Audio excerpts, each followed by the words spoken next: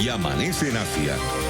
Así cae la tarde en el continente americano y transcurre la noche y el amanecer en el resto del mundo. La tarde. ¿Qué tal? Bienvenidos a la tarde de NTN 24. Gracias por estar con ustedes. ¿Cómo arranca ya el mes de abril? Platíquenos, reporten sintonía a través de las cuentas de Twitter que aparecen en su pantalla. @latarde NTN 24. Por supuesto, @NTN24, mi cuenta personal, @Joely Ramírez. A nombre de este equipo, les damos la bienvenida. Vamos a hacer un recorrido muy completo por las noticias más importantes del fin de semana. Por supuesto, el apagón en Venezuela, las determinaciones que están dando en los últimos minutos el Tribunal Superior de Justicia respecto al presidente interino de Venezuela, Juan Guaidó. Vamos a desarrollar esta noticia. Por supuesto, también la amenaza del presidente de los Estados Unidos, Donald Trump, de cerrar la frontera con México. Hay que recordar que el extremo de California es la frontera más transitada del mundo.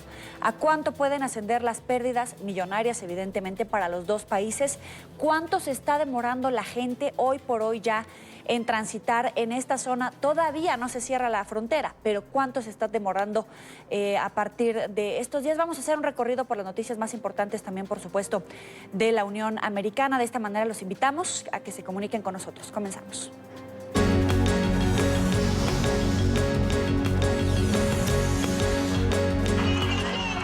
Vamos a comenzar con la noticia en desarrollo, ya se las platicábamos en Venezuela. El Tribunal Supremo de Justicia, afín al régimen de Nicolás Maduro, anunció el allanamiento a la inmunidad parlamentaria del presidente de la Asamblea Nacional y el mandatario encargado Juan Guaidó. Tras una reunión de emergencia en la máxima corte del país, el presidente del TSJ, Michael Moreno, leyó la sentencia que será remitida ahora a la Asamblea Nacional Constituyente, la madurista, a los fines del allanamiento a la inmunidad parlamentaria del referido ciudadano Juan Gerardo Guaidó. El fallo declara además el desacato de Guaidó por haber burlado, según este documento, una prohibición de salida de Venezuela que le había sido dictada y que pese a ello el político realizó una gira de casi 2 semanas por 5 países de Sudamérica. Que ese minuto reconforte a sus almas y a las familiares. Esta es una ponencia presentada por el magistrado Juan José Mendoza Jover, presidente de la Sala Constitucional, referida al ciudadano Juan Gerardo Antonio Guaidó Márquez, el cual, visto que es público, notorio y comunicacional, que el Tribunal Supremo de Justicia, en sala plena, le acordó unas medidas al ciudadano Juan Guaidó, como la prohibición de salida del país, sin la autorización de este alto tribunal, y es público, notorio y comunicacional que el ciudadano Juan Guaidó quebrantó esta medida del Tribunal Supremo de Justicia. Y en la ponencia traída hoy por el magistrado Juan Mendoza, la decisión es la siguiente. Por las razones antes expuestas, esta sala plena del Tribunal Supremo de Justicia, administrando justicia en nombre de la República Bolivariana de Venezuela, por autoridad de la ley, declara, primero, se ratifica respecto al ciudadano Juan Gerardo Antonio Guaidó Márquez las siguientes medidas cautelares. Prohibición de salida del país sin autorización hasta tanto se culmine la investigación referida. Prohibición de enajenar y gravar los bienes de su propiedad. Bloqueo e inmovilización de cuentas bancarias o cualquier otro instrumento financiero en el territorio venezolano. Segundo, se declara el desacato del ciudadano Juan Gerardo Antonio Guaidó Márquez, titular de la cédula de identidad número 16.726.086, a la sentencia de la sala plena de este alto tribunal dictada el 29 de enero del 2019. En consecuencia, se impone a dicho ciudadano la multa de 200 unidades tributarias, contra la cual podrá reclamar conforme a lo dispuesto al artículo 125 de la Ley Orgánica del Tribunal Supremo de Justicia. Tercero, se ordena remitir copia certificada de la presente decisión al presidente de la Asamblea Nacional Constituyente a los fines del allanamiento a la inmunidad parlamentaria del referido ciudadano Juan Gerardo Antonio Guaidó Márquez, titular de la cédula de identidad número 16.726.086, en su condición de diputado a la Asamblea Nacional por el Estado Vargas. Cuarto, se ordena remitir las presentes actuaciones al fiscal general de la República a los fines de la continuación del procedimiento para el enjuiciamiento de altos funcionarios, conforme a lo dispuesto a la Ley Orgánica del Tribunal Supremo de Justicia en el capítulo 4 del título 7 de los procesos ante el Tribunal Supremo de Justicia, el Código Orgánico Procesal Penal, en el título 5 del libro 3 de los procedimientos especiales. Y la jurisprudencia de este alto tribunal de la República, contenida en otras sentencias como la del número 16 del 22 de abril del 2010 de esta Sala Plena, 1485 del 11 de octubre del 2011 de la Sala Constitucional, al Ministerio del Poder Popular para Relaciones Interiores, Justicia y Paz y al Ministerio del Poder Popular para Relaciones Exteriores, así como practicar la notificación de este fallo a dichos entes, así como al ciudadano Juan Gerardo Antonio Guaidó Márquez, de conformidad con lo dispuesto en el artículo 91.3 de la ley que rige las funciones de este alto tribunal. Cúmplase, es todo. Eso es en las noticias de tono político, pero vamos a la crisis social. En medio del inconformismo popular por la falta de luz en Venezuela, Nicolás Maduro anunció el inicio de un plan de racionamiento eléctrico que se va a extender durante 30 días. En su primera aparición en cadena nacional desde la más reciente ola de cortes que comenzó el lunes pasado, Maduro explicó que durante ese tiempo buscarán equilibrar las fallas que ha presentado el sistema. El régimen insiste en que los apagones han sido ocasionados por un supuesto sabotaje, pero la oposición denuncia que es por falta de mantenimiento de las redes. Estamos concentrados, en primer lugar yo concentrado en reponer, recuperar, reconstruir todo lo que se ha dañado con estos golpes eléctricos y en restituir de manera paulatina, en un régimen autoadministrado de carga, restituir el servicio eléctrico a nuestro pueblo. He aprobado un plan de 30 días para ir a un régimen de administración de carga, de equilibrio entre todo el proceso de generación, los procesos seguros y asegurados, valga la expresión, de transmisión y los procesos de servicio y consumo a lo largo y ancho del país. Y es que la desesperación reina entre los venezolanos que no tienen suministro de energía eléctrica ni de agua. Pese a la represión y la persecución contra quienes han salido a las calles a exigir el restablecimiento del servicio, hoy los ciudadanos volvieron a tomar las acciones, pues denuncian que tienen hasta 3 semanas sin los servicios. Rechazan que no haya soluciones y que la única estrategia del régimen de Nicolás Maduro sea aplicar un racionamiento eléctrico que, según los manifestantes, solo agravará la crisis que ya se vive. Todos sabemos que todo está colapsado. Los servicios públicos, no tenemos medicina, no tenemos insumos, no tenemos nada. La calidad de vida está por el subsuelo, entonces no es justo. Queremos que realmente se tomen cartas en el asunto y que se arregle esta situación de una vez, porque no somos de toda Venezuela. ¿Cómo han hecho para conseguir agua estos días? Usted me dice que han comprado, que han conseguido. Bueno, se compra agua, se va a la Costa Mil, en el Parque de los Cabos se consigue agua, hay que cargar unas pinelas de agua, no es justo. Tenemos que estarnos escondiendo debajo del puente para que los guardias que estén ahí no se den cuenta que estamos haciendo cola para agarrar agüita, un chorrito que sale. Y tenemos que subir unas lajas para poder bajar el agua. No puede ser. Eso no estamos haciendo. Yo quiero agua por las tuberías. Quiero que se acabe toda esta vaina, que se vaya Maduro, porque nadie lo quiere. Algo muy importante, tenemos 12 días sin agua. Quiero lavar, quiero cocinar, quiero bañarme bien. Ya estoy cansada de estar cargando agua, el brazo me duele. No podemos estar en eso y no podemos mendigar una cisterna para que nos calmen y quitemos la barriera para que ellos se complazcan y que, ay, estamos chéveres porque tenemos la cisterna. Nada, no quiero cisterna. Queremos que Maduro se vaya, que se vaya. Asesinos a sueldo, ese es el calificativo que le dio el presidente encargado de Venezuela, Juan Guaidó, a los colectivos armados de Nicolás Maduro que el fin de semana atacaron a ciudadanos que se manifestaban por la falta de luz y agua. Destacó que el uso de la fuerza es una clara demostración de debilidad.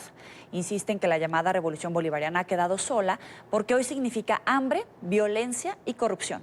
Este es un informe de Oliver Fernández desde Caracas. Estas imágenes causaron indignación en la población venezolana. Colectivos de Nicolás Maduro disparando hacia las manifestaciones pacíficas.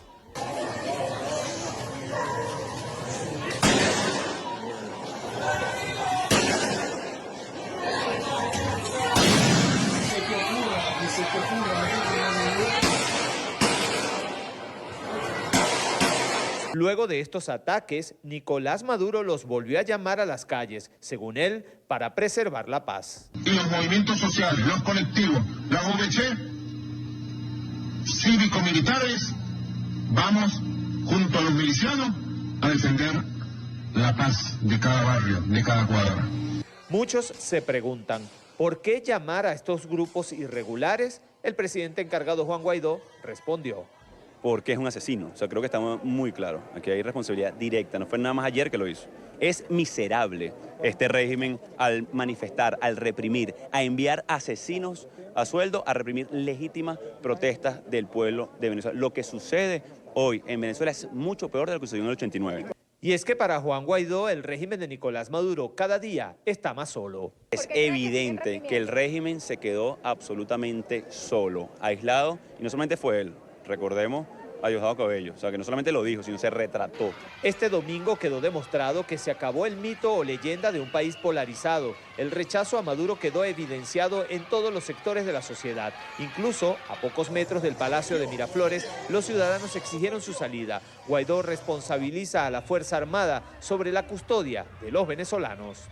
Hemos sufrido en carne propia de asesinato, de persecución, de secuestro, de vejaciones. Eso tristemente no va a cambiar en los próximos días porque depende hoy, y por eso el llamado de nuevo a las Fuerzas Armadas. Hoy la transición pacífica, democrática, rápida, hoy está en manos de un pequeño grupo en la Fuerza Armada. Responsabilizo directamente a ese grupo. Las zonas de Catia, El Valle, San Bernardino, Avenida Baral y hasta el 23 de enero siempre apoyaron durante años al chavismo. Hoy están desesperados pidiendo un cambio de sistema de gobierno.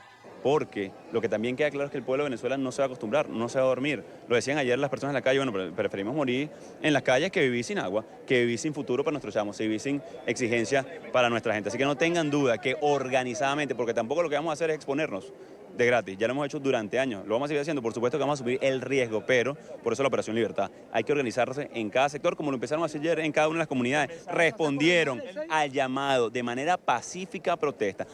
El presidente encargado de Venezuela, Juan Guaidó, llamó a los venezolanos a marchar el próximo 6 de abril. Dijo que esta debe ser la manifestación más grande que se haya visto en Venezuela. Es la información que manejamos desde la Universidad Católica Andrés Bello y con ella los invitamos a que continúen con más de la tarde. Y vamos a saludar al ingeniero Winston Cavas, presidente de la Asociación Venezolana de Energía Eléctrica, Mecánica y Afines. Gracias por estar con nosotros. Bienvenido. Muchísimas gracias por la invitación. Primero que nada, ¿es una aceptación tácita la que hace Nicolás Maduro al ordenar que no llama racionamiento, sino un régimen de administración de carga? Es un reconocimiento a la crisis de nuestro sistema eléctrico nacional, el simple hecho de que el presidente de la República haya invocado a la administración de carga. Ello significa que existe un duro y recio racionamiento a nivel nacional. Nosotros tenemos instalado aproximadamente 34.000 megavatios entre hidroeléctricos y termoeléctricos y en la actualidad solo disponemos 6.000 megavatios, 2.800 megavatios termoeléctricos, 3.200 megavatios hidroeléctricos. En los actuales momentos hay fuerte racionamiento en todo el país, excepto Caracas. ¿Y por qué considera usted que no quiere aceptarlo como un racionamiento, sino como un régimen de administración de carga? ¿Sería como asumir las fallas de su propio gobierno, la falta de inversión en el mantenimiento que debieron haber dado? ¿O qué significa? Sencillamente no reconoce la actual crisis porque es como decirle al mundo que en sus manos, en su administración, destruyeron nuestro sistema eléctrico nacional. Un sistema eléctrico de primer mundo, un sistema eléctrico robusto, vigoroso, fuerte, que en la administración de este gobierno cayó en lo que hoy estamos, en un sistema eléctrico de un país del continente africano. ¿Pero es solamente durante la administración de este gobierno, de la de Nicolás Maduro, o fue un proceso en decadencia desde el gobierno de Hugo Chávez? Esto viene en una caída pronunciada desde el gobierno de Hugo Chávez. No olvidemos que con el gobierno del presidente Hugo Chávez se presentaron gravísimos problemas de desinversión, después de corrupción, y no se hicieron las inversiones en los puntos medulares de nuestro sistema eléctrico. Y por supuesto, con el advenimiento del presidente Nicolás Maduro, esto cayó en picada, en barrena, y hoy tenemos lo que tenemos para todo el mundo, un sistema eléctrico de un país africanizado, de un país que está en el subdesarrollo. Ahora, usted habla que fue un proceso en decadencia, de desinversión, corrupción y de no inversión. En estos 30 días que pone Nicolás Maduro como un periodo para estabilizar la situación, ¿de verdad va a asegurarse la proporción del suministro eléctrico, que la gente tenga de verdad energía eléctrica? ¿En 30 días se va a lograr? Nosotros, desde el Colegio de Ingenieros de Venezuela, le hemos dicho al país, a los venezolanos y al mundo, que el gobierno nacional no va a cumplir lo prometido. En 30 días es imposible que recupere los estándares que tuvimos en el pasado. Tenemos un problema de desprofesionalización en el sector. Se han ido aproximadamente unos 23.000 trabajadores de la industria eléctrica nacional, entre ellos 14.500 mano de obra calificada y 8.500 ingenieros. Ese es el problema fundamental del por qué no hay mantenimiento. ¿Qué se necesitaría en términos económicos, es decir, cuánta inversión y cuánto tiempo? Nosotros le hemos propuesto al país que una vez que cese la usurpación, una vez que haya un cambio en el modelo político, en el modelo de gobierno, en el modelo económico, se estimaría un lapso de 6 a 7 años con una inversión de $30.000 millones, que es el equivalente a lo que la corrupción no permitió que llegara al sistema eléctrico nacional. Pero si ustedes tienen esos cálculos ya hechos, quiere decir que en algún momento dieron esa alerta al gobierno y no fueron escuchados.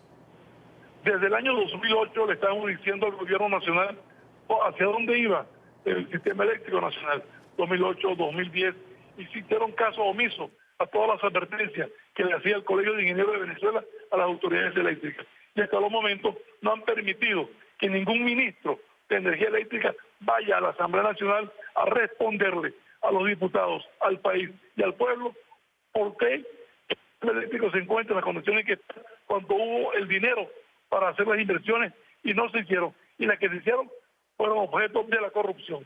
Y se puede demostrar con hechos. Este es el caso de la central hidroeléctrica Tocoma, este es el caso del parque eólico de La Guajira, del parque eólico de Paraguaná, que son los grandes elefantes rojos de este gobierno. Sin embargo, Nicolás Maduro asegura y una otra vez que es culpa de un sabotaje desde gobiernos extranjeros y que no es para nada de su responsabilidad.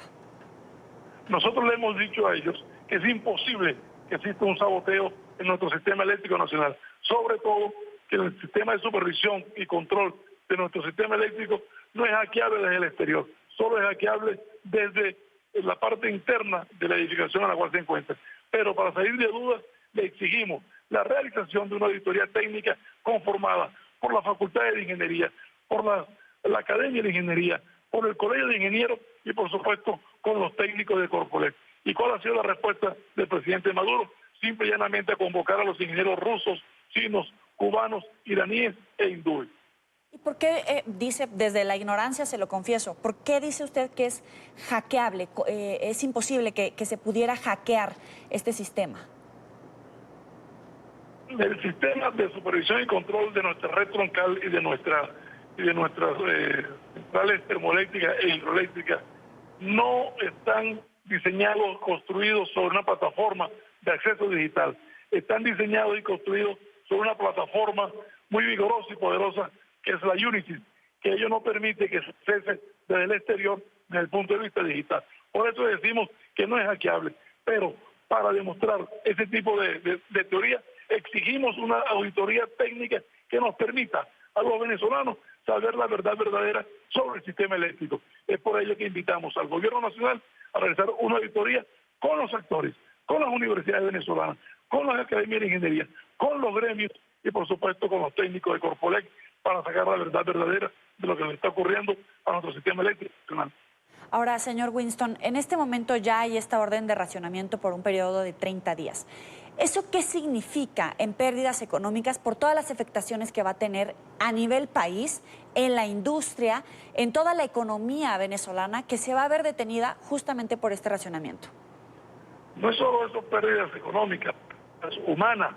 En el actual momento el país está totalmente paralizado. Hay un impacto directo en la calidad de vida, hay un impacto directo en los hospitales, hay un impacto directo en la producción. Este es un país totalmente paralizado. Aquí no hay producción petrolera, aquí no hay producción petroquímica, aquí no hay producción metalmecánica, aquí no hay turismo. Nuestra demanda se convirtió en una demanda netamente residencial y lo que se está racionando es precisamente lo que se escasea, que es la energía eléctrica. Esto ha impactado severamente en la calidad de vida de los venezolanos. Tan es así que el transporte subterráneo, como es el metro de Caracas, está totalmente paralizado y solo dependemos del escaso transporte superficial, porque en el actual momento, con la actual crisis, tampoco tenemos sistema de transporte, ni público ni privado, desde el punto de vista superficial. Y del subterráneo no existe el metro de Caracas para los venezolanos y los caraqueños. Qué claridad. Es Winston Cavas, presidente de la Asociación Venezolana de Energía Eléctrica, Mecánica y Afines. Gracias por estar con nosotros. Siempre a su completa orden y disposición. Hasta luego. 5:27 en la costa este de los Estados Unidos. Vamos a revisar otros temas que hacen parte de la agenda informativa del día. Es noticia, una tragedia en Perú. Un autobús de transporte público intermunicipal se incendió en la terminal de Fiori, en el noreste de Lima. Las llamas empezaron en el segundo nivel del vehículo, que llevaba en su interior al menos a 30 pasajeros. El fuego consumió rápidamente el autobús, dejando atrapadas a 17 personas que murieron calcinadas. Según las autoridades, otros 7 pasajeros resultaron heridos. Vamos a saludar a Katia Cruz, periodista de nuestra cadena aliada América Noticias. Katia, adelante con la información. Buenas tardes, compañeros de NTN 24. La noche de ayer domingo terminó en tragedia cuando la empresa de este bus interprovincial Sajibus se incendiaran. Las causas de este siniestro están en materia de investigación, pero lo que se ha informado como hipótesis es que se estaría trasladando combustible de manera clandestina. Esta empresa cubría la ruta de Lima-Chiclayo, donde lamentablemente 17 personas perdieron la vida y 7 personas pudieron salvarse. Estas personas que perdieron la vida no pudieron ponerse a buen recaudo, según señalan, porque no pudieron abrir con rapidez las puertas de este bus ni las ventanas. Estas 7 personas están siendo atendidas en diversos hospitales de nuestra capital. Hay una persona, Lila Torres, que ha resultado con heridas en las vías respiratorias, que está siendo atendida en el Hospital Cayetano Heredia, ubicado en este distrito limeño del Cono Norte, en San Martín de Porres. Ella está en la unidad de cuidados intensivos con pronóstico reservado. Hasta aquí ha llegado peritos de criminalística para recoger evidencias de lo que habría ocurrido en este bus. También ha llegado el ministro de Transportes y Comunicaciones, Edmer Trujillo, para poder brindar algunas declaraciones sobre los avances de esta información y también tomar acciones en contra de esta empresa que ya había sido clausurada en reiteradas ocasiones y que seguía operando de manera clandestina. Esta es la información entonces desde el distrito limeño de San Martín de Porres, donde ocurrió este lamentable suceso. Con las imágenes de Martín Moreno, informó Katia Cruz, reportera de América Noticias para nuestra cadena aliada NTN 24. Muy buenas tardes. Es noticia la solicitud de la expresidenta de Argentina, Cristina Fernández, para que se revoque la orden judicial que obliga a su hija a regresar al país antes del 4 de abril.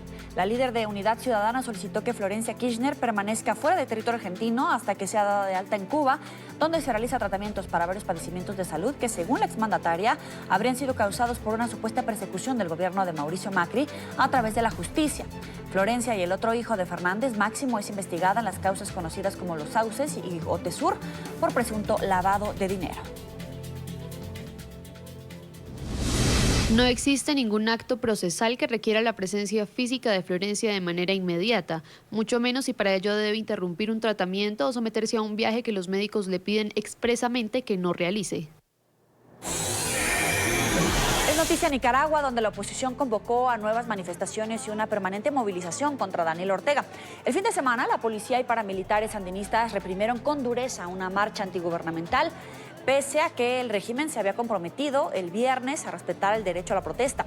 La opositora Unidad Nacional Azul y Blanco llamó a la OEA y al Vaticano a reevaluar con urgencia la crisis nicaragüense, que el próximo 18 de abril cumple un año. Y es noticia el rescate que hizo la policía de España a 11 jóvenes venezolanas llevadas a ese país para ejercer la prostitución.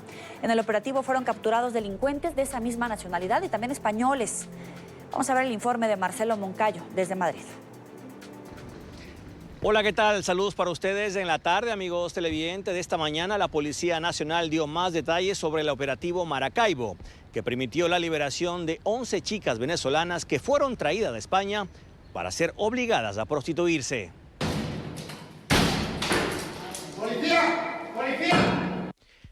En España, la Policía Nacional desarticuló un grupo itinerante de proxenetas que explotaba a mujeres venezolanas en departamentos turísticos distribuidos en varias ciudades del país, con el objetivo de ocultar sus actividades delictivas. Las mujeres eran traídas con engaños desde Venezuela. Lo que hacían era captar a estas mujeres en situación precaria y vulnerables por la situación en la que vivían en su país de origen, les ofrecían un trabajo inexistente y luego además también cubrían toda la fase de traslado. Diferentes gestiones que hacían de reserva de hoteles, billetes y otras que eran necesarias para el viaje ya suponían que las víctimas contraían una deuda con la organización que luego forzaban o eran forzadas para que pagaran a través de la prostitución. En el operativo se rescataron 11 mujeres y se detuvieron a 11 personas. 8 eran venezolanos y 3 españoles. Estos proxenetas utilizaban hasta la violencia para coaccionar a las jóvenes. Eran amenazadas y eran coaccionadas, también eran agredidas físicamente, estaban controladas en todo momento por los responsables de la organización, fiscalizaban absolutamente todos los contactos que tenían y también los servicios sexuales que ofrecían y las mujeres o muchas de las veces lo que hacían era que además esa deuda iba aumentando si por ejemplo no cumplían los plazos necesarios, o también les ofrecían la organización regularizar su situación aquí en España a cambio de más dinero. Las investigaciones también determinaron que las mujeres eran obligadas a traficar con drogas a pequeña escala. Televidentes de la tarde, y en estos momentos las investigaciones continúan abiertas para determinar si hay más chicas venezolanas víctimas de esta red de proxenetas. Este es el informe para la tarde. Marcelo Moncayo, NTN 24, Madrid. Vamos a hacer la primera pausa aquí en la tarde. Recuerde seguirnos, las cuentas de Twitter las tienen en su pantalla, @NTN24, @NTN24B, mi cuenta personal, @Joely Ramírez. Al regreso, el cierre de la frontera entre Estados Unidos y México esta semana es casi inevitable. Eso lo asegura el jefe del gabinete de la Casa Blanca. Señala que sin importar las consecuencias económicas, Trump está dispuesto a hacer todo lo que sea necesario para frenar la llegada de inmigrantes indocumentados. Ya volvemos. Gracias por continuar con nosotros en la tarde de NTN 24. Vamos con la noticia del presidente Donald Trump, que aseguró que cerraría la frontera sur de Estados Unidos esta semana o grandes secciones de ella si México no detiene inmediatamente la inmigración ilegal. México es el tercer aliado comercial de la Unión Americana y esto podría tener graves consecuencias entre ambas economías. Carolina Valladares, periodista de NTN 24, tiene la información. Adelante. ¿Qué tal? Buenas tardes. Precisamente el último en redoblar la amenaza de la administración Trump ha sido el jefe de gabinete en funciones de la Casa Blanca, Mick Mulvaney, quien ha dicho que solamente un hecho dramático pararía al presidente de los Estados Unidos, Donald Trump, de cerrar esa frontera sur con México. Lo que no dijo es a qué se refería con ese hecho dramático. Además, insistió en señalar a México por no hacer, dice él, lo suficiente para frenar el avance de las caravanas de migrantes. También en esta narrativa señaló a los países del Triángulo Norte, a Guatemala, Honduras y El Salvador, países desde los cuales parten la mayoría de estas caravanas. Y precisamente hablando de caravanas, se decía la pasada semana que la mayor caravana, la madre de todas las caravanas, iba a partir el pasado fin de semana rumbo a los Estados Unidos. Pues bien, al final no ha sido así, más bien han sido 40 migrantes, por lo cual los medios de comunicación la han bautizado como la Baby Caravan, los que el pasado sábado partieron de El Salvador y pusieron rumbo a la Unión Americana. México debe usar sus muy fuertes leyes de inmigración para detener a las miles de personas que intentan ingresar a los Estados Unidos. Nuestras áreas de detención están al máximo y no recibiremos a más ilegales. El siguiente paso es cerrar la frontera. Esto también nos ayudará a detener el flujo de drogas desde México. El anuncio del posible cierre de la frontera de Estados Unidos con México tiene lugar además en un contexto complejo porque hace, recordemos, apenas unos días el jefe de la Oficina de Aduanas y también Protección Fronteriza denunció de hecho que la situación en los centros de detención de ciudades como El Paso están ahora mismo desbordados. Esa fue su denuncia. Bien, la reacción de la Casa Blanca es anunciar que quieren cerrar esa frontera. El problema es saber qué va a pasar con tantas personas, miles de personas, en su mayoría familias con niños, que acuden a la Unión Americana precisamente para pedir asilo. Cerrar la frontera sur, lo que quiere el presidente Trump es limitar las personas que entren ilegalmente, ¿verdad? Reducir los asilos, pero la realidad es de que eso es, en realidad va a incrementar la gente que pasa ilegalmente, porque la manera legal de solicitar un asilo es llegar al puerto de entrada y decir que tienen miedo y que vienen huyendo violencia. Ahora, en este momento están limitando a las personas que pueden hacer eso, y lo que estamos viendo es un incremento de la gente traspasándose ilegalmente, entregándose a la patrulla fronteriza y después pedir asilo. Si él llega a cerrar la frontera, es lo que todos van a tener que hacer, porque no va a haber una manera legal o apropiada de hacerlo. Y también hay preocupación por el impacto en la economía que pudiera tener esta medida, y es que hay que recordar que México es el tercer socio comercial de los Estados Unidos, y en el año 2017 el valor de los bienes y servicios que intercambiaron ambos países alcanzaron un total de 615.000 millones de dólares. Este es el reporte desde Washington. Carolina Valladares para NTN 24. En esta parte del programa nos acompaña Arnulfo Valdivia Machuca, embajador de México en Colombia entre 2013 y 2017. Gracias por estar con nosotros, Arnulfo. Bienvenido. Muchísimas gracias, Joely, a tus órdenes como siempre. Primero que nada, ¿crees que se pueda cerrar la totalidad de la frontera, o más bien podríamos ver un cierre parcial en las zonas que no tienen una importancia económica, como por ejemplo podríamos hablar de California, de Texas? A ver, lo que tenemos nosotros que saber, Joely, es que la frontera está parcialmente cerrada. En esa frontera lo que hay es un muro enorme, en prácticamente el 60% de la frontera entre los dos países, y que esa es una frontera donde permanentemente hay vigilancia y hay una serie de medidas tecnológicas que, es decir, esa frontera no está abierta. Lo que está abierto son los puntos de internación, digamos, legales. Ahora, eso es... Yo quisiera pensar, porque ha sido bastante, pues diría yo, poco preciso, impreciso el presidente Trump, si eso es lo que va a cerrar, si lo que va a cerrar van a ser los puntos de acceso hoy legales, porque el resto es una frontera que está cerrada. Pero incluso la secretaria Nielsen ya hablaba de reubicar a 750 efectivos a diferentes zonas. También un poco como jugada política para crear cuellos de botella en cuanto al flujo de migrantes, de recepción de solicitudes, más allá de la actividad habitual de esa zona fronteriza. Mira, Joely, aquí hay dos consideraciones. La primera, y creo que lo mencionas muy bien, es que el presidente Trump ya está en campaña. Hay una reelección en Estados Unidos el próximo año, en 2020. El presidente Trump ha iniciado ya con la misma estrategia que le hemos visto ya en varias ocasiones. Este tema del cierre de la frontera, que repito, ha sido siempre bastante impreciso, han sido amenazas. Es un tema que él siempre ha tomado como bandera, no olvidemos su campaña, y cuando ha tenido siempre problemas políticos, vuelve el tema del cierre de la frontera, porque es algo que, pues, digamos, dentro de la lógica de la mediática, del populismo, digamos, distrae la atención, genera noticia y realmente nunca hay precisiones. Pero por el otro lado, también lo decías, hay una importancia de la frontera entre México y Estados Unidos que es innegable en términos numéricos. Mira, nada más para darte perspectiva, por la frontera de Estados Unidos, entre la frontera de Estados Unidos y México, pasan $1 millón de mercancía por minuto. Esa es la cifra, $1 millón de mercancías por minuto. 6 millones de trabajos en Estados Unidos dependen de esa frontera, de las exportaciones de Estados Unidos a México. 6 millones de personas en los estados, además, altamente, digamos, favorables a Trump. Por el otro lado, hay un cruce legal de 1 millón de personas diarias por esa frontera. O sea, repito, la parte del cierre como tal, pues se antoja francamente descabellada, y pues quizá de lo que está hablando el presidente Trump, pues es de lo que ya está pasando, que es que la frontera, es decir, que reforzarán en todo caso la seguridad en ciertos segmentos de la frontera en donde, pues, de todos modos, te repito, están cerrados incluso por 2 o 3 muros, tanto físicos como tecnológicos, ¿no?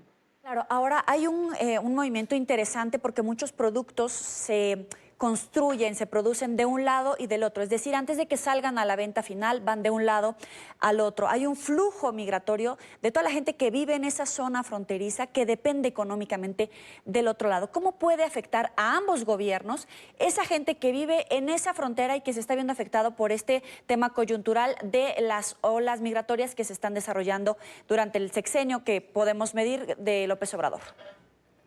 Pues mira, la verdad es que, a ver, en el supuesto de que efectivamente se cerraran algunos de los accesos pues, legales hoy abiertos, digamos, en la frontera, la afectación sería brutal. Es decir, quien conoce la frontera sabe que esas ciudades en realidad es una ciudad dividida pues por una frontera, pero la dinámica cotidiana de esas ciudades es una sola.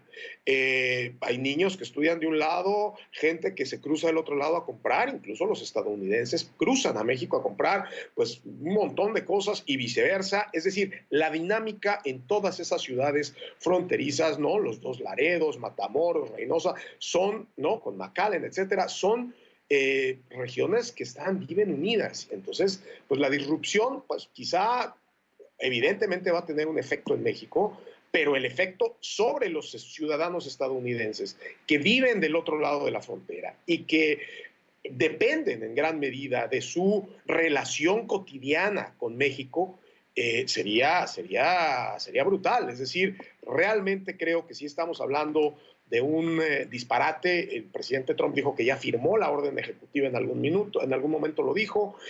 No hay ninguna orden ejecutiva, no se ha exhibido, no hay una declaración, ni siquiera una confirmación de la Casa Blanca. Es decir, hay que considerar la posibilidad muy seria de pues, otro ardid político más del presidente Trump.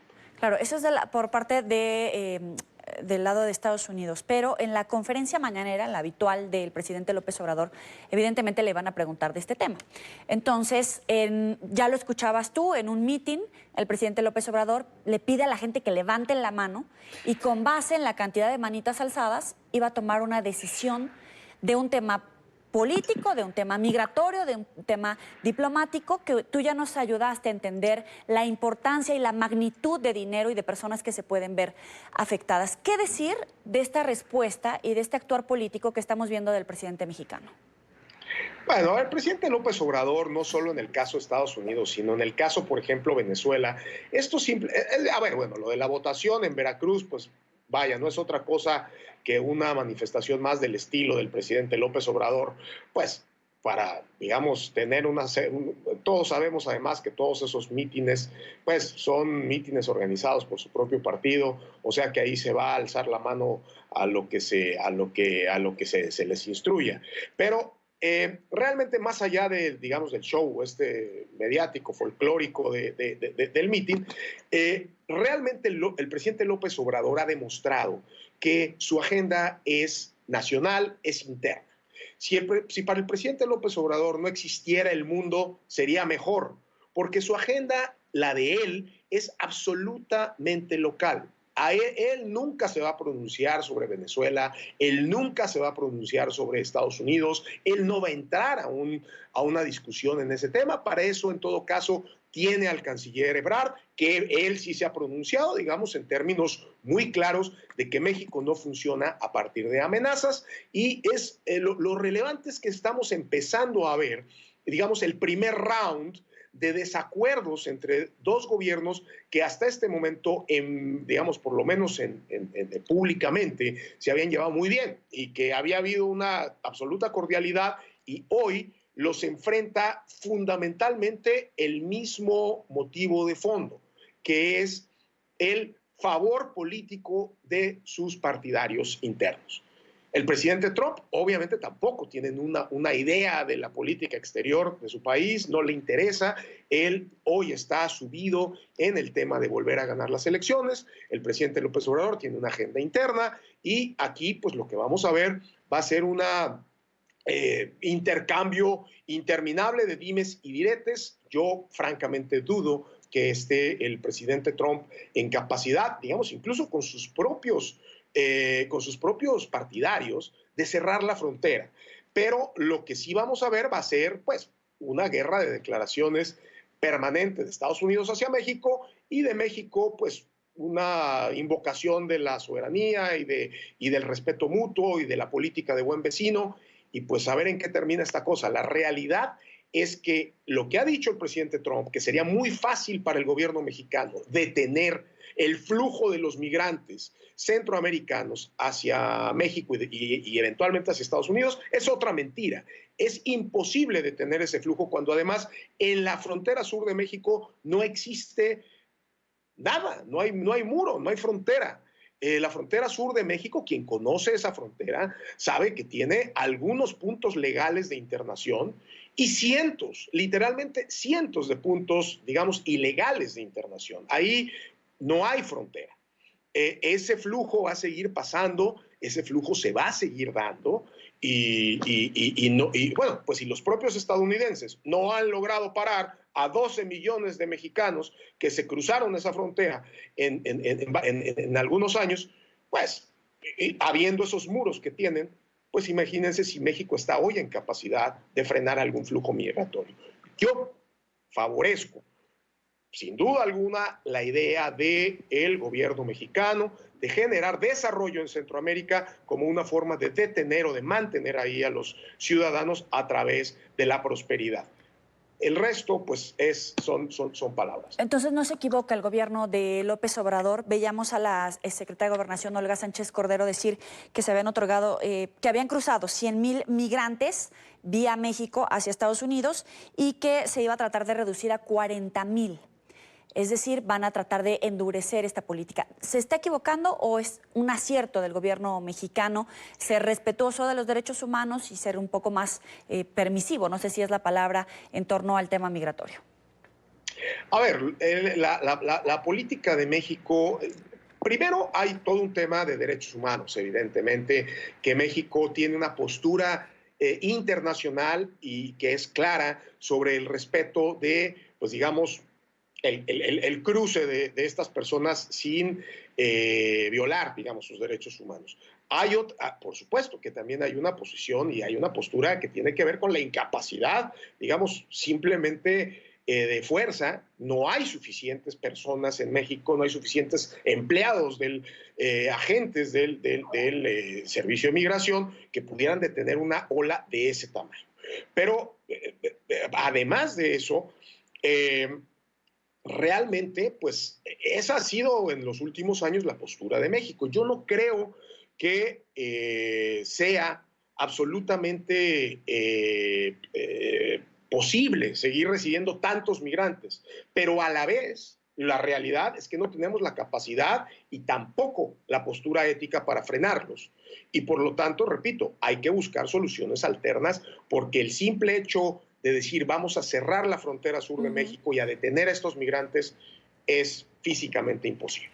Es Arnulfo Valdivia Machuca, embajador de México en Colombia entre 2013 y 2017. Como siempre, un abrazo y un gusto tenerte aquí en la tarde. Muchísimas gracias, Joely. Un abrazo fuerte y saludos a todos. Hasta luego.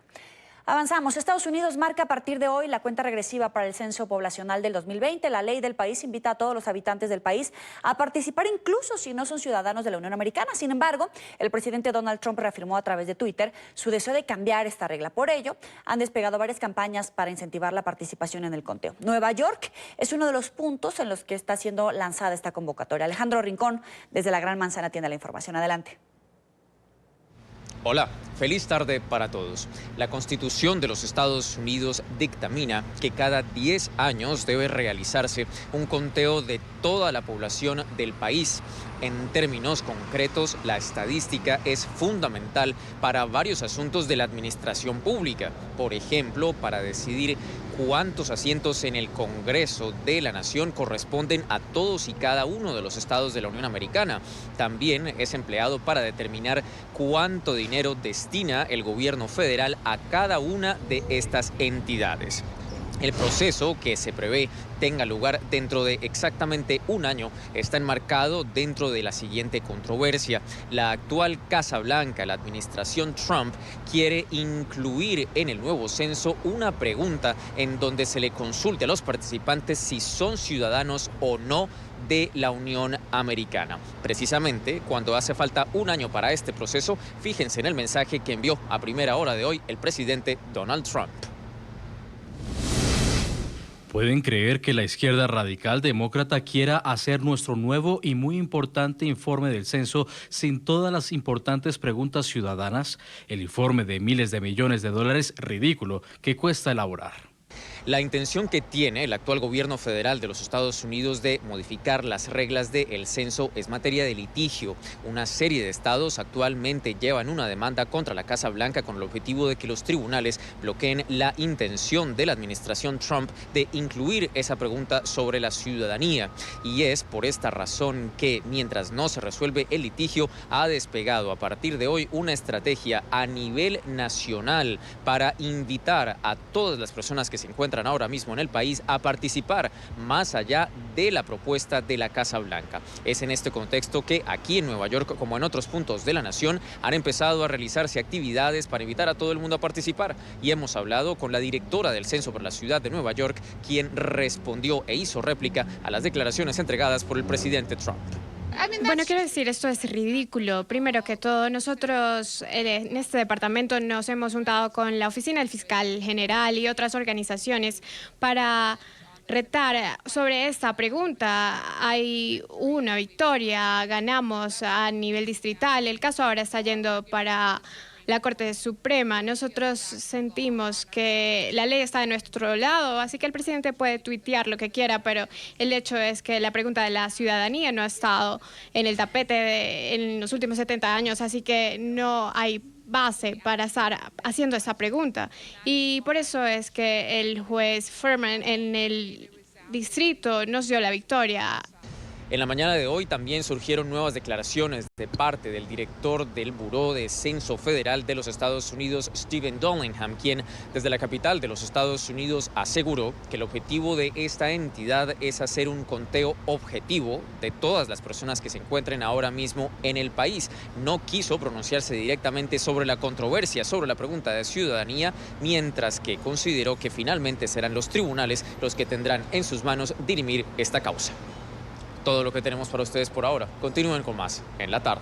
Gracias, Alejandro. Muy buena tarde para ti. Vamos a una pausa. Ya volvemos con más información. No le cambie.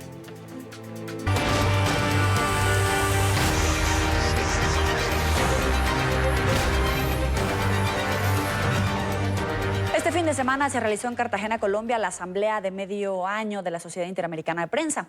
Por 3 días, los asistentes participaron en actividades para conocer la realidad de la situación de la prensa en el continente.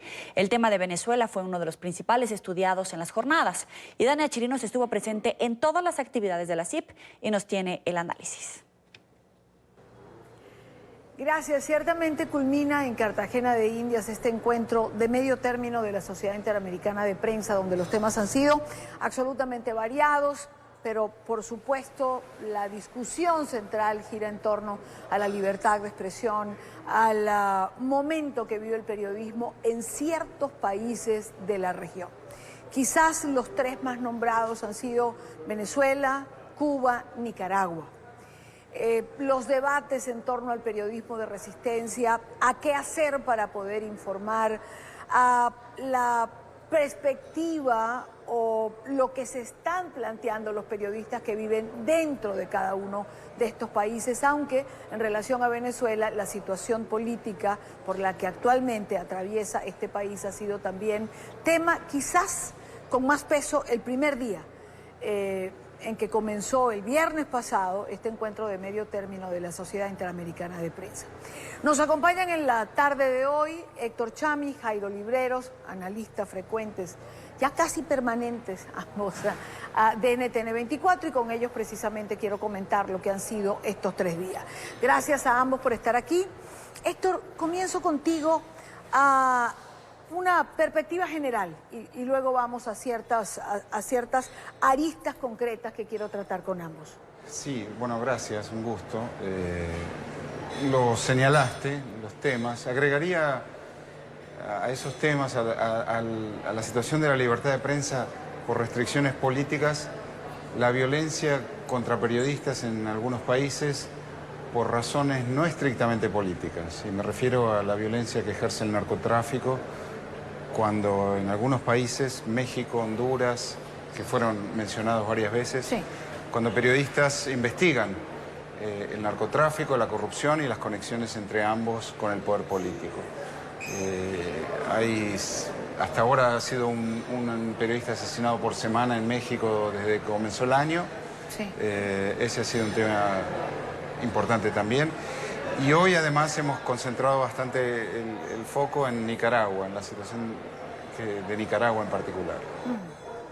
Con el caso de Mora y Pineda, Miguel Mora y Lucía Pineda, que realmente creo que se han convertido en un símbolo de la represión hacia la libertad de expresión. Jairo, igual que a Héctor, una visión general de entrada de lo que han sido estos días del encuentro de la Sociedad Interamericana. Y Daniel, yo creo que cada vez que tenemos la oportunidad de compartir en las reuniones de la CIP, surgen nuevas dudas, nuevas preocupaciones, pero no sé si Héctor lo compartirá, pero yo a veces me puedo sentir también en un déjà vu, porque si uno mira lo que ha sido la historia de la CIP, pero también tiene en cuenta otro tipo de herramientas, nos devolvemos 10 años, 15 años, 20 años, y también vamos a encontrar gobiernos opresores, carteles incipientes de narcotráfico o de otro tipo de actividad ilícita persiguiendo periodistas, también encontramos corruptos persiguiendo periodistas, pero en esta reunión en especial, además de ese déjà vu, hay otros elementos que me han parecido fascinantes. Yo creo que después de esta reunión en Cartagena tenemos claro que se requiere un mayor nivel de solidaridad entre periodistas, informe que sale, informe que debe ser no solamente estudiado con rigor, sino publicitado con la lealtad máxima y con la solidaridad para que el periodista se sienta más protegido. También me queda algo muy importante de esta reunión en Cartagena. Nosotros nos preocupamos por fortalecer la democracia.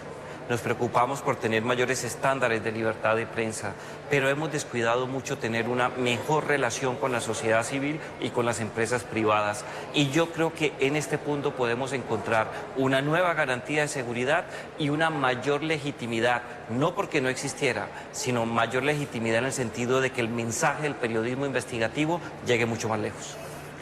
De acuerdo a lo que ambos han dicho o a la visión que ambos tienen de lo que se ha discutido o lo que nos ha dejado este encuentro de medio término, Héctor mencionó México. Tú mencionaste un déjà vu, porque hace muchos años tratamos los mismos temas. Eso me lleva a un planteamiento que hiciera Pedro Vaca de la FLIP de Colombia, y quiero ir a eso. ¿Por qué en ciertos países como Colombia, por ejemplo, se ha disminuido el asesinato de periodistas, mientras que en México no hay quien lo... nacional? Absolutamente. Y además genera todos los problemas colaterales en términos de infraestructura, como decía Jairo, pero también en términos de seguridad interior, en términos de salud pública, en términos de educación y puede ser un sistema rebasado. Ya está Venezuela en términos de migrantes a la par con Siria, luego de más de una década de guerra civil devastadora como tuvo Siria. Venezuela no tuvo esa guerra, pero tuvo una guerra en otro sentido. Ahora, la pregunta es, cuando vamos a lo que es la región, el impacto de todo esto que puede llevarse las economías, ¿seguimos pensando que solo con un cerco diplomático y con sanciones vamos a salir de un régimen criminal capaz de aplicar una política de exterminio a su propio pueblo? Y Dani, yo creo que esas medidas han generado algunos efectos realmente positivos, pero no son suficientes. La comunidad internacional más temprano que tarde va a tener que tomar decisiones mucho más estrictas. Algunos hablan de una intervención humanitaria aplicando la responsabilidad o el deber de proteger esa famosa doctrina que académicamente diseñó y la puso por lo menos en Naciones Unidas Kofi Annan en su momento, en el 2005. Y yo creo que no se puede descartar bajo ningún presupuesto que por garantizar la supervivencia y el futuro de la nación venezolana tengamos que hacer uso de ella. ¿Es aplicable, Héctor, el 187? Es decir, ¿gana Venezuela presionando a Guaidó o desacreditando a Guaidó en todo caso? ¿O criticándole salvajemente, como lo está haciendo algún sector? Es aplicable en combinación con otros instrumentos, con instrumentos del derecho internacional, con la responsabilidad de proteger, con el Estatuto de Roma que habla y tipifica crímenes de genocidio, de lesa humanidad y el crimen de exterminio. A propósito, el presidente Guaidó en Cúcuta, esa noche del 23 de febrero, habló del crimen de exterminio, por acción o por omisión, precisamente, y lo describió tal cual. Entonces, todo instrumento... Es aplicable, pero en dos vías, es decir... Siempre necesariamente, porque además que pida el presidente la intervención extranjera tiene que ser acompañada por la decisión de intervenir, por la voluntad de hacerlo. Y de en este caso sería Estados Unidos, que ha dicho... Bueno, que no ve en este momento esa posibilidad. Bueno, pero la pregunta es, volvamos al 23 de febrero. ¿Sí? Sí. El ingreso de ayuda humanitaria no ocurrió. El régimen lo impidió, como había dicho, como hizo y como luego se vanaglorió de haberlo hecho. Y esto es solo un poquito de lo que somos capaces de hacer, dijo Delcy Rodríguez esa noche.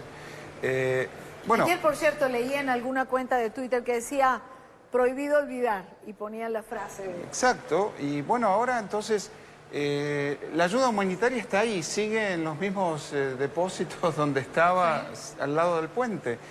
Bueno, ¿cómo vamos a hacer, cómo va a ser la comunidad internacional para que se haga efectiva el ingreso de ayuda humanitaria? Bueno, ahora interviene la Cruz Roja, es decir, la Cruz Roja Internacional va a ingresar parte, entiendo, de esta ayuda humanitaria, no de toda, pero finalmente se ha llegado a un acuerdo.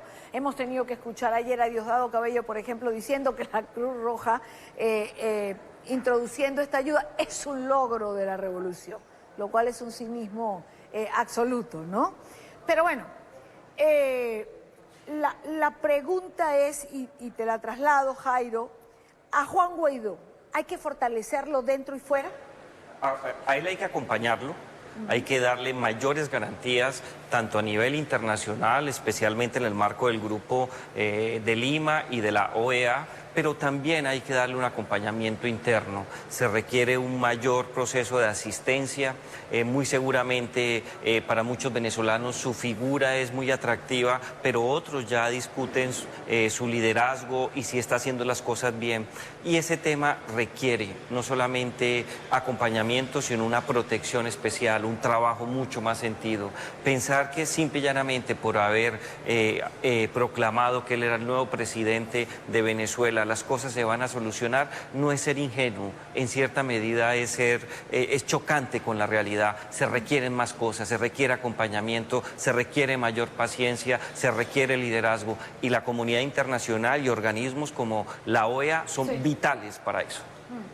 Vamos ya llegando al final de esta media hora que quería analizar más o menos lo que se había planteado en este encuentro de la Sociedad Interamericana de Prensa.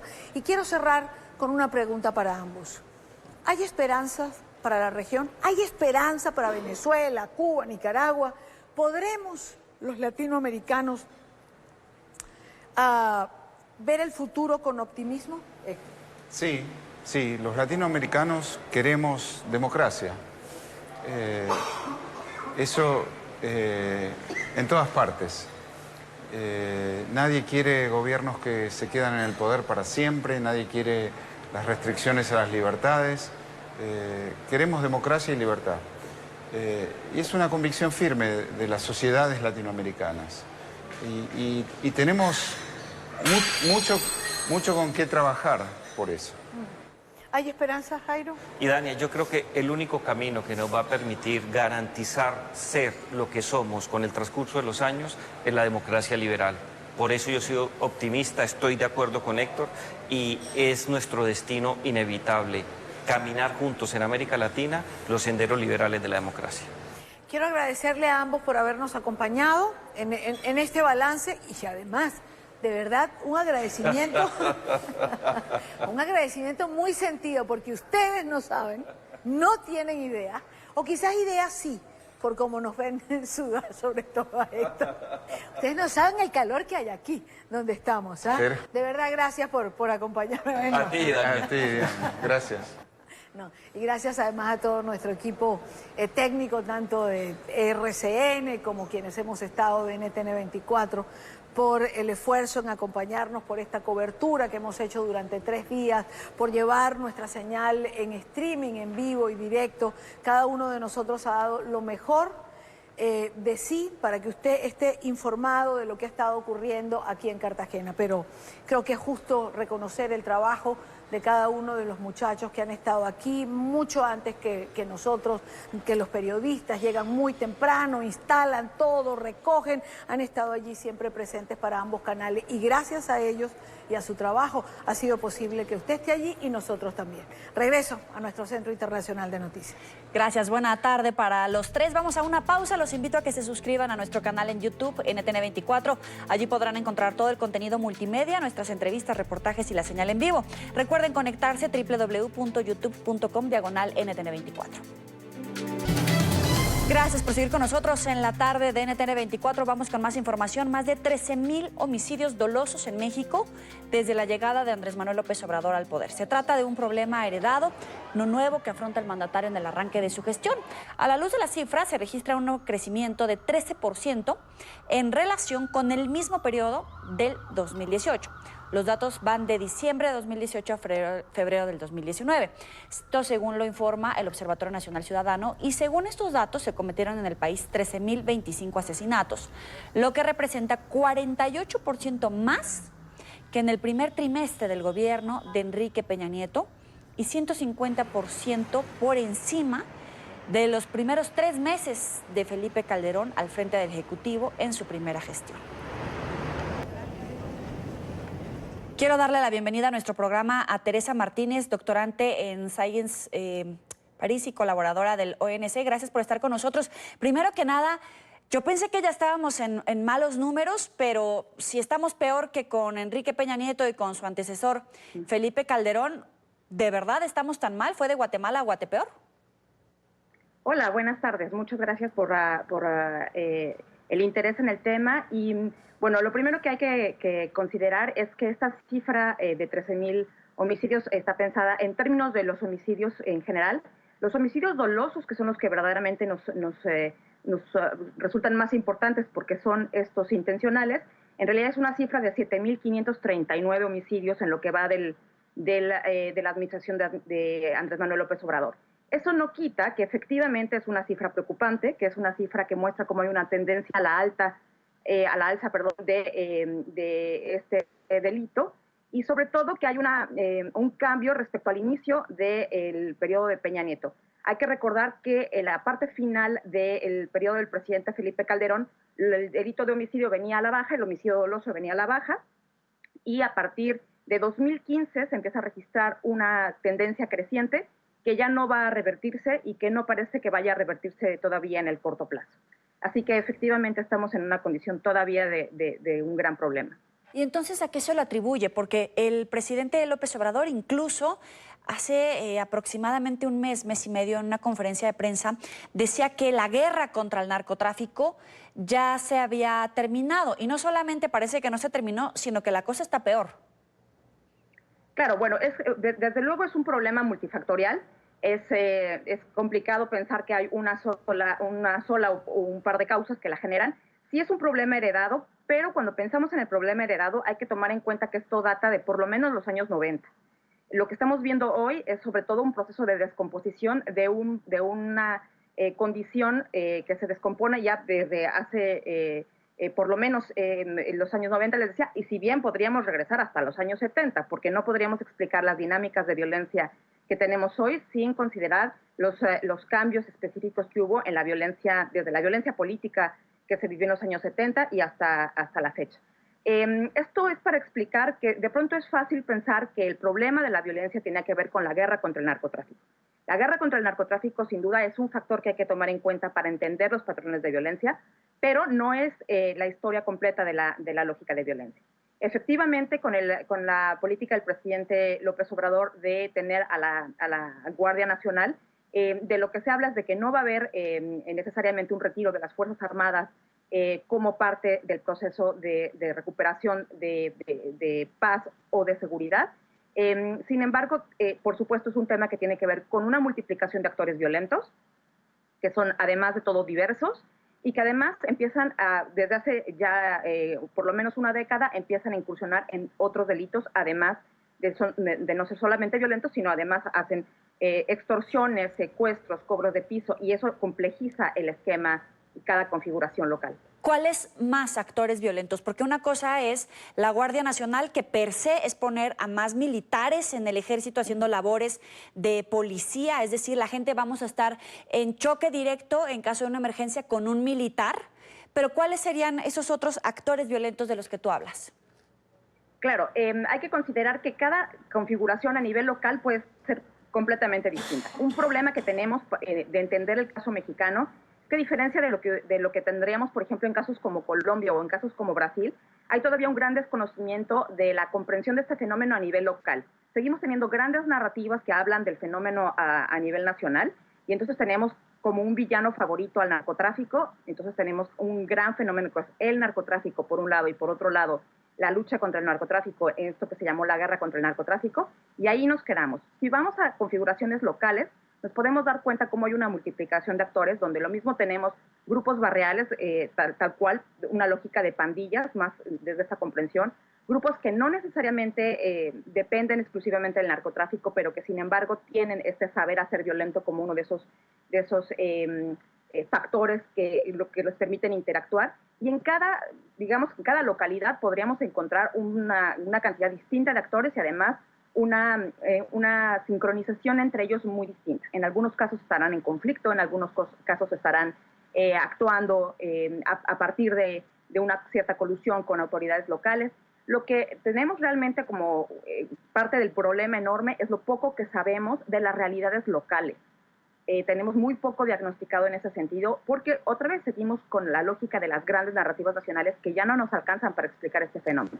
Ahora, a partir de lo que tú dices, de la multiplicación de actores, del poco conocimiento que se tiene en los estados, en las alcaldías, porque México, son muchas versiones de México, ¿se puede lograr la gobernabilidad a través de la Guardia Civil, partiendo de que tal vez el gobierno mexicano está diciendo, solo no puedo, necesito la fuerza militar en las calles para atender la situación y así, y solo así, lograr la gobernabilidad?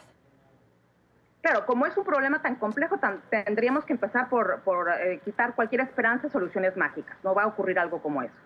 Es mucho más complejo. En todo caso, ¿qué sí podemos esperar con la Guardia Nacional? La idea de las fuerzas militares como las únicas capaces de hacerse cargo de un problema, dado que las autoridades locales están completamente sobrepasadas, ya sea por incapacidad o por colusión, es una idea también bastante vieja. Ya desde los años 90 había esta incursión de los militares en dos sentidos. Por un lado estaba no solamente la presencia de los militares ya trabajando temas específicamente de narcotráfico y después temas de seguridad en amplio sentido, pero también con el nombramiento de algunos militares en retiro o bien militares en activo que se iban a los puestos de jefes de policía, por ejemplo. Había otra forma de militarización ya de la actividad policial a nivel local. Entonces, esto es para poder decir que la fórmula viene desde hace mucho tiempo, y que si bien es cierto que en las épocas del sexenio del presidente Felipe Calderón se habló de cómo el ejército era lo único que podía contener la parte más violenta que estaban generando los grupos criminales, particularmente el narcotráfico, había una apuesta paralela de una forma de incrementar las capacidades de las autoridades locales. Esto lo que nos iba a permitir, o al menos ese era el plan original, es que la participación de las Fuerzas Armadas fuera temporal y subsidiaria. Eso es un discurso que ha sido repetido a lo largo de por lo menos 2 administraciones, que esto iba a ser temporal y subsidiario, pero para que ocurra como tal, al mismo tiempo se tiene que fortalecer las autoridades locales, es decir, las policías estatales y municipales, que tendrían que ser realmente las responsables de proveer seguridad a nivel local. Sin embargo, en el proceso, en el periodo del presidente Peña Nieto, se abandonó por completo todo lo que tenía que ver con fortalecimiento institucional, de manera tal que era imposible sacar al ejército. La idea de la Guardia Nacional lo que tiene ahora es una lógica un tanto híbrida. Se piensa como un cuerpo que va a ser de tipo civil, pero de momento con miembros militares. Hay todavía muchos puntos ciegos del proyecto. Tenemos ya un decreto, sin embargo, una reforma constitucional, pero todavía hay muchas cosas que no sabemos cómo van a ocurrir realmente una vez que empiece a operar. Sí. Es Teresa Martínez, doctorante en Science Poparis y colaboradora del ONC. Gracias por estar con nosotros. Más adelante vamos a entablar otro análisis de esta noticia que se registra en México. Gracias por estar con nosotros. Buena tarde para ti. Gracias a ustedes. Gracias a ustedes. Llegamos al final de la tarde. Gracias por su preferencia, por reportar sintonía. También nos puede seguir a través de las cuentas de Twitter en @NTN24. En Instagram también nos puede seguir así, @NTN24, @NTN24B. Mi cuenta personal, @YoelyRamírez.journalist. Ahí lo tienen en su pantalla. Los espero en una hora más en el informativo. Pásenla muy bien.